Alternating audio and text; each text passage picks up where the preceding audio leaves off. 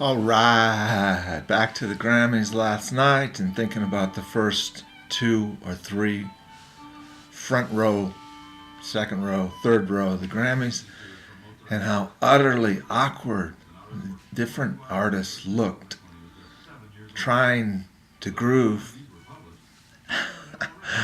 to different genres of music. And they'd look over at their partner, you know. Everybody seemed to enjoy Willie Nelson. I don't know, extreme sight overdose for me, and that's what Bernadette said too.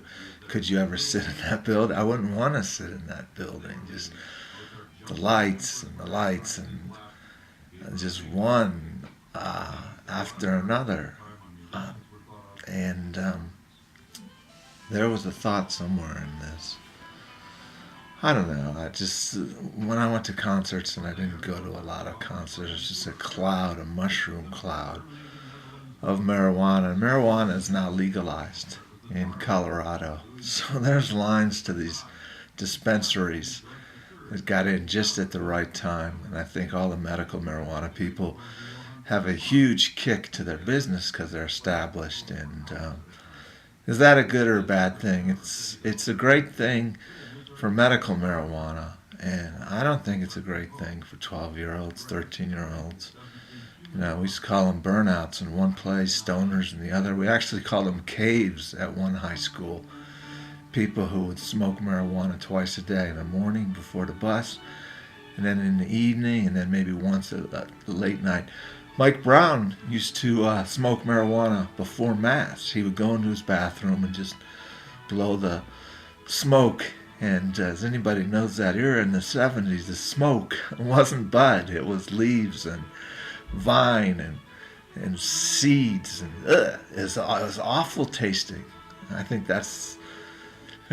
But so now I'm thinking, he got more out of Mass by smoking marijuana in the 70s.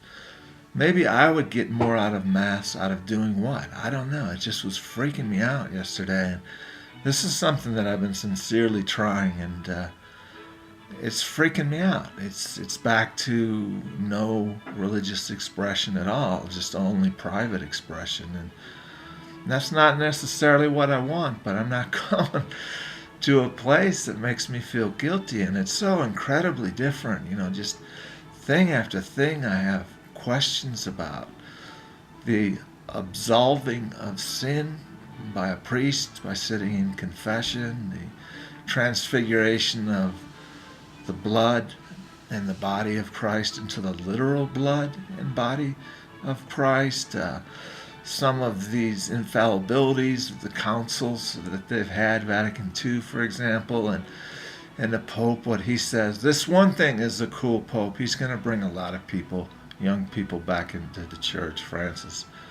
Anybody who rides a bike to work is cool. So I'll leave it at that.